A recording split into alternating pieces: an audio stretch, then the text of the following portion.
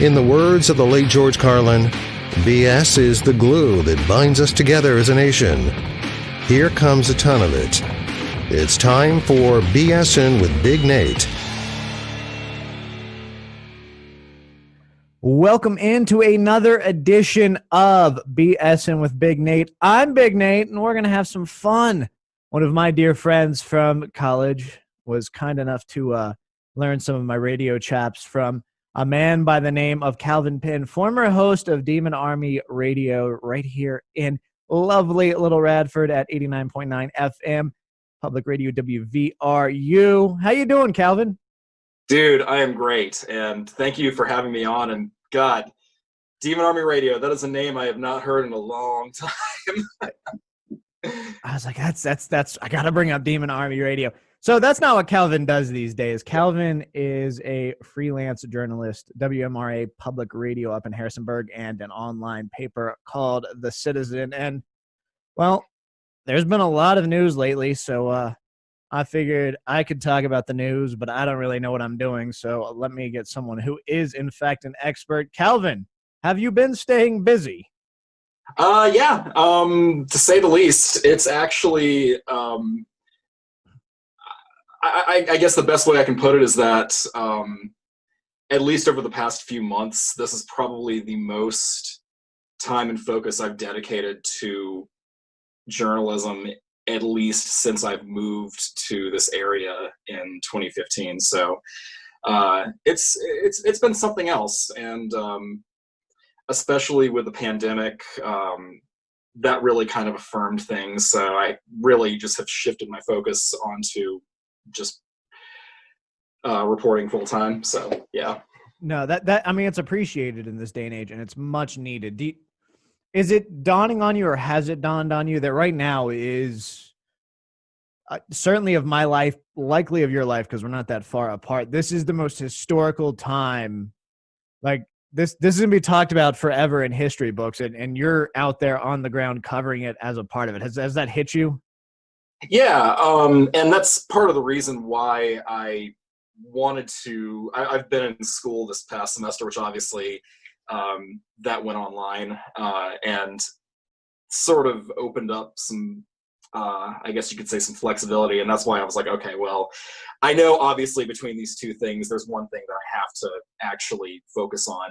And going on what you were saying there, I actually read an article the other day. It was an opinion piece. I'm pretty sure it was in Vice, about how we're either living in currently or we're about to enter something called the cool zone, which is a concept I had never really thought about before, but makes a lot of sense, because the idea is that right now we're in a time that years from now is going to be really cool to read about, but not so cool to live through. Yeah, I think I actually landed on that same article. I've become lately, that's what I've been doing, is binge watching and binging pretty much everything Vice has to offer. Big fan of Most Expensiveness. Have you watched that? I haven't actually. I used to follow them a lot more than I used to, but every now and then something will come through that'll catch my attention. But mostly, I mean, I guess you could say, yeah, I don't know. I haven't. God, I used to be such a big Vice head that I'm thinking now. I'm like, God, I've kind of really fallen out of the loop. It's just something that I've gotten into recently, because it's just not the same thing all the time, and I'm appreciative of the kind of that alternative. I think a lot of it for me stems from growing up and reading things like Hunter S. Thompson. The way he covered things. He would cover the same thing, but you got that very unique perspective. And that's kind of what I'm always looking for, is something you don't really consider. I'm always someone who likes to overanalyze things, like going through my Facebook memories. And it's always been something for me, is to watch and overanalyze things going on in TV shows that nobody within the context of the show particularly likes to think about. And the one that popped up for me, I think it was yesterday, was a post I had made back in like 2012 about Jessica Fletcher on Murder, She Wrote, and how it's funny that no one seems to think about the fact that she's just conveniently around all of these murders, and she's kind of suspicious in herself. But I like that alternative perspective, and I think that's why what Vice does so well is provide that outlook. Yeah, it's a good style, and I think that in some ways that's something that I have strived for personally in my own work. I don't know if I can say that I've necessarily, stumbled across or anything. I don't think I've necessarily had that true like gonzo moment yet, but it's something I'm constantly chasing. But yeah, I think that's important, especially with the way that media in general is changing. I do think in a lot of cases it is, publicly funded, independent outlets that are ultimately doing the best work right now. And I mean, not to be biased or anything, but I mean, speaking for what I'm aligned with right now, that is something generally that's generally a perspective that we look at with stories. I would say that I'm definitely not like a breaking news reporter. Hard news sometimes, yeah, but it's more so like, we're at least speaking for my radio work, especially. It's not something where we strive to break news, but rather to contextualize it.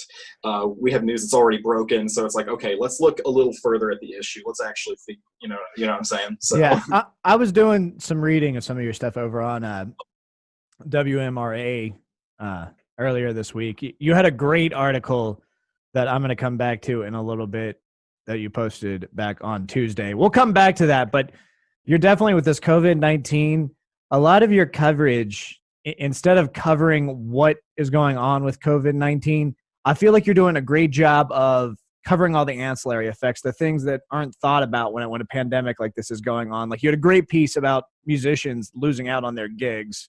Mhm. And I really think you do a good job with that. I love, first of all, I love seeing that you've gone on from Demon Army Radio and straight headbanger to a journalist. That's we need more of us in the world, Man, I think. appreciate that. Thank you. Yeah. But on to your article Tuesday. It was about the rally in Harrisonburg, the protest for racial justice. Yes. You got to cover a silent march, and Mhm. I'm just dying to know a little bit more about what that experience was like, how you ended up showing up at said march, how you knew it was happening, and what kind of like what you felt your responsibilities were as a reporter. Yeah, absolutely. So that was one. It kind of came about sort of at the last minute. We've like that. So it was pretty much planned. Like the rally itself was planned 24 hours in advance, and I learned about it like maybe a couple hours before it actually happened, and I reached out to my news director, and I'm like, hey, this is happening tonight. This is right after he reached out to all of us, just to say, hey, if you're going out and covering anything, whether it's with these protests, COVID, anything like that, just be safe, and all that. And I was like, yes, thank you. Well, we've got this happening tonight, so so anyway, I went down there. And mainly, I guess in terms of how how I was covering it, I definitely at least wanted to gauge like how Harrisonburg specifically was responding to all of this, because this is one of just many like global protests. And in doing so, I'm going down there thinking, yeah, okay, there's a pretty good possibility that this could go south. Whether it means that someone escalates things, if response from law enforcement ends up getting out of hand, and especially going back to the message that I got from that we all of us freelancers got from our news director at WMRA, that telling us to be safe. That it's like, okay, so now we have to figure out what are we going to do exactly if we do get, confronted by police? Because one thing, at least for us as freelancers, we don't have press credentials. We are pretty much there on our own devices. We, if anything's going to identify me, it's going to be, my awkward gaggle of equipment, my recorder and all the cables. And, I decided to wear a WMRA shirt because I figured that would be the easiest thing. But the other thing too is that when I was down there, so as you mentioned before, I also report for The Citizen, which is a newer independent news outlet that started here in Harrisonburg in fall of 2018. And while I was down there, so I was down there covering it for WMRA. A colleague of mine, Randy Hagee, who is just an incredibly talented journalist. I mean, she's got the gift of gab, I swear. She was down there for The Citizen. And then another one of our Citizen colleagues, Tristan, who is a JMU student, and was covering it for their newspaper, The Breeze. We all knew each other, through The Citizen. So once we got down there, I didn't know necessarily that they were both going to be down there, but we're like, okay, so we don't know exactly how this is going to go, but at least thankfully we know each other. We can watch each other's backs. And fortunately, it actually went really smoothly. It wasn't escalated. There wasn't any violence. Police involvement was minimal. I think there's a chance there may have been one or two counter protesters in the crowd, but that didn't cause any problems, at least as far as I could see. I mean, it was well over 1,000 people that spilled out to the streets there. Yeah, I guess the main thing I should say with that is that, at least speaking for the protesters and on my own merits for the press, for me and my other colleagues and friends who were down there, we were lucky that we were able to go home unharmed and safe and not tear gassed as it's crazy. You mentioned that you didn't have press credentials, but here's the thing: is with everything that's been going on, that even that doesn't necessarily protect you. You have Oscar Jimenez get arrested on live television on CNN. Mm-hmm. So I've got to ask, you feel this responsibility to cover this, but is there also like a level of fear that does it outweigh it, or do you not even question it? You just nope, got to cover this. Yeah, I think it's definitely more so the latter. I mean, yeah, I think there is definitely a level of anxiety for sure. But it's also one of those things where it's like, I literally have no idea until I'm actually there how this could go. I mean, my predictions can only go so far, and especially if they're based on how all these other protests across the country have been going, which have been very indicative of a an extreme lash against the press, particularly on the side of law enforcement. So it's like, okay, this could possibly happen, but until it actually happens, at least I know, okay, I can identify myself. We'll just take this one step at a time. Yeah. No, I mean, I'm glad that everything worked out. I'm glad that you were safe and that this march was able to go on and be covered and get that message out there. I really appreciate you going out there and doing it. Thank you. It's nice to me to have friends, have people I care about who are also involved and care about this. But looking forward, I got to ask, you working on anything in particular coming up? Yeah. So I can't really talk too much about it right now. But we do have a series coming up on WMRA that's going to be it's basically going to be a group effort between me and our I think it's 5 of us all together. We're working on a series, or we will be soon, about mental health. That's all I'm going to say. We're also most of my coverage for The Citizen focuses on local politics, and we are in the middle of an election for city council. So definitely more of that coming out soon. I'm also currently working on a story about, and I really wish I could talk more, go into more details about this, because God, you're gonna love this one. So Harrisonburg has a house show scene here, and a pretty notorious event in punk rock history happened here back in the late '90s. So I've been exploring that. So I will say about that is just stay tuned. Well, yeah, I mean, I'm waiting on bated breath for that.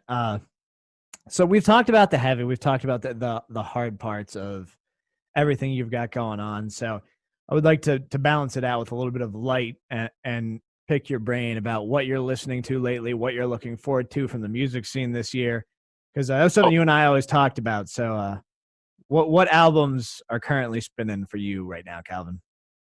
There have been a lot, surprisingly enough. I mean, thankfully, at least the pandemic has not completely shut down, music releases, even though there have been, some that have been pushed, like Lamb of God's new album. I just listened to the new album from the Ghost Inside today, and that one was really good. It's their first album back since the bus crash that, killed some of their crew and just maimed them to a point where they just had to take a few years to recover.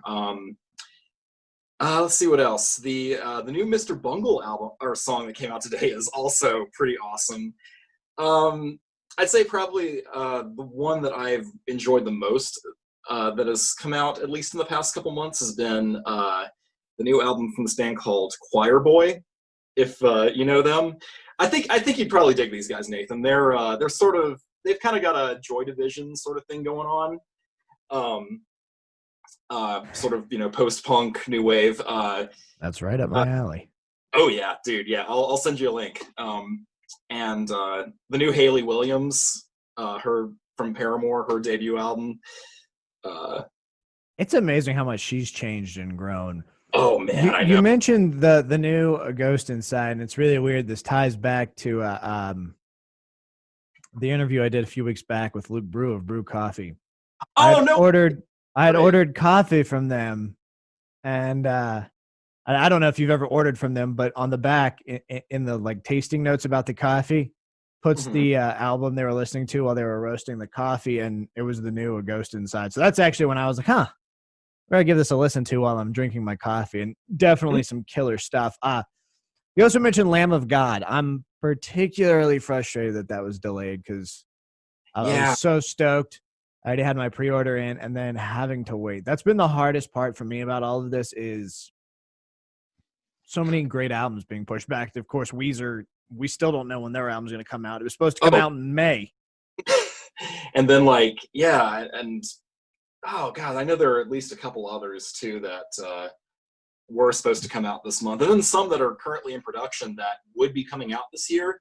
Like Deftones, Chino said that I think he said in an interview not too long ago, of course, the tour with Gojira, which I had tickets to, unfortunately, it has been postponed. And he said that, if there's no tour to support it, then then there's no reason to put out an album while they can't tour on it or something like that. So yeah, it's there is one other album too I do want to give a quick shout out to, or just talk about that came out at the beginning of May. It's I've posted about it actually a couple times on Facebook and Instagram too.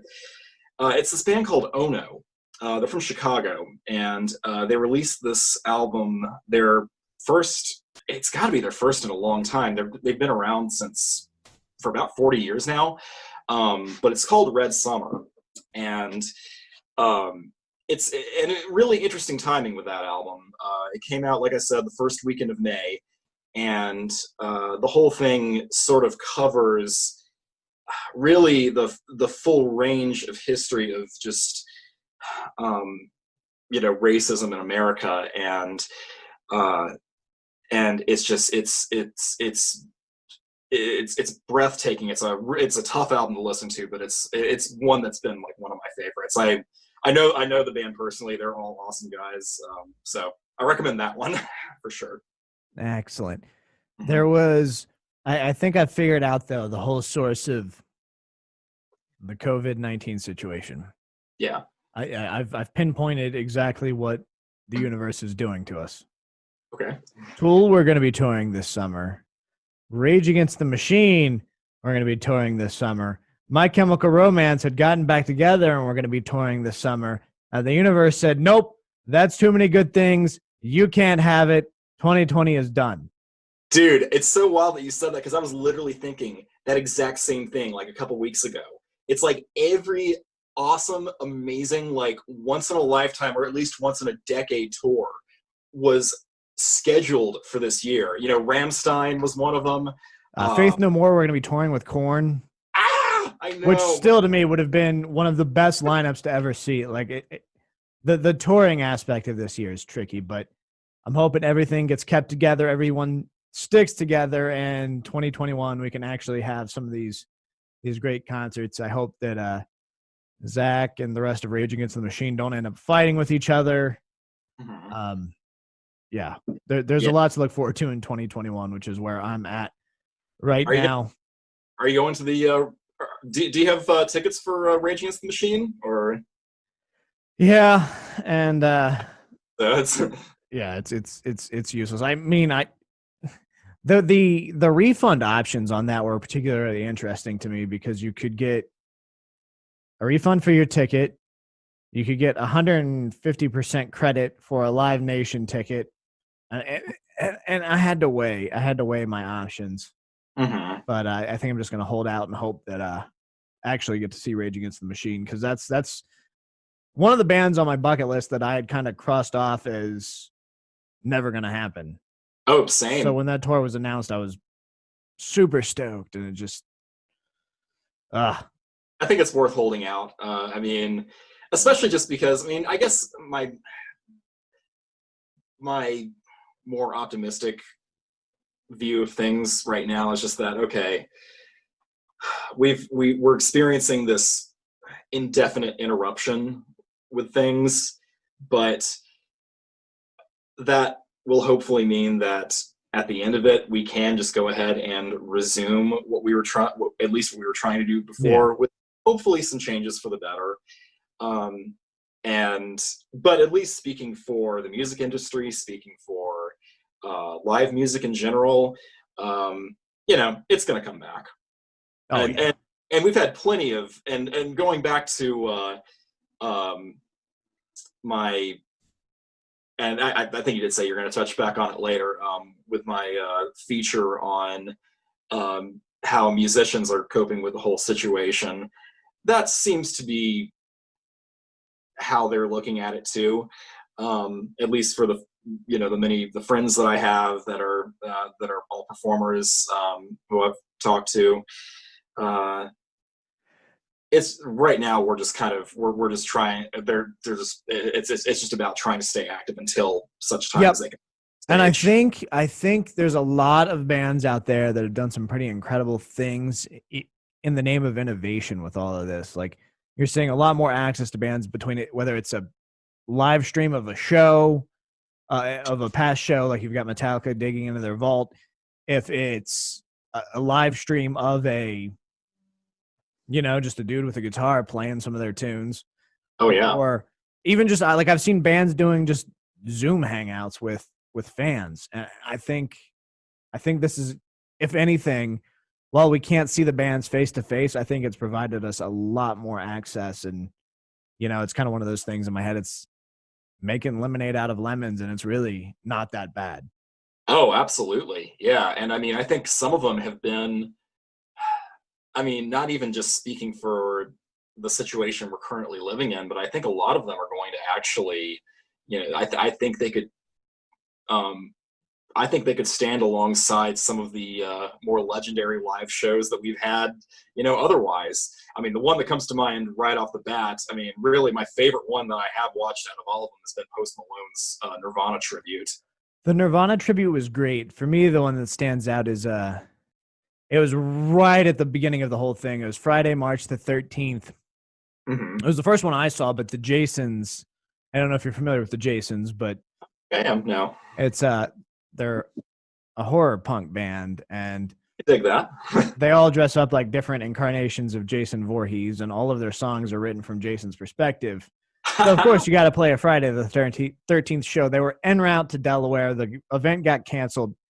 Went back home to they just said, screw it, we're going to live stream from our basement. And it's intriguing because at the very end of the live stream, the cops had to show up because they got a noise complaint. And I can't think of anything more punk rock than your online show getting canceled because the police show up. That is amazing. And this is the first I had heard about that. Yeah, it's the most punk rock thing I've ever seen. Oh my God. Yeah, that's wild. It's good stuff. It's over on their Facebook page if you want to check it out. It's definitely an entertaining watch. And I mean, they did make it through most of their set. I think they had been on for like an hour and 5 minutes. So really, more than anything, it was just a really fitting end. They had a full light show and everything. It was wild. Well, Calvin, I want to thank you for coming on. Dude, thank you so much. Pleasure. Yeah, it's been a pleasure chatting with you, and I'll talk to you down the line. Yeah, we'll talk to you down the line, man, for sure.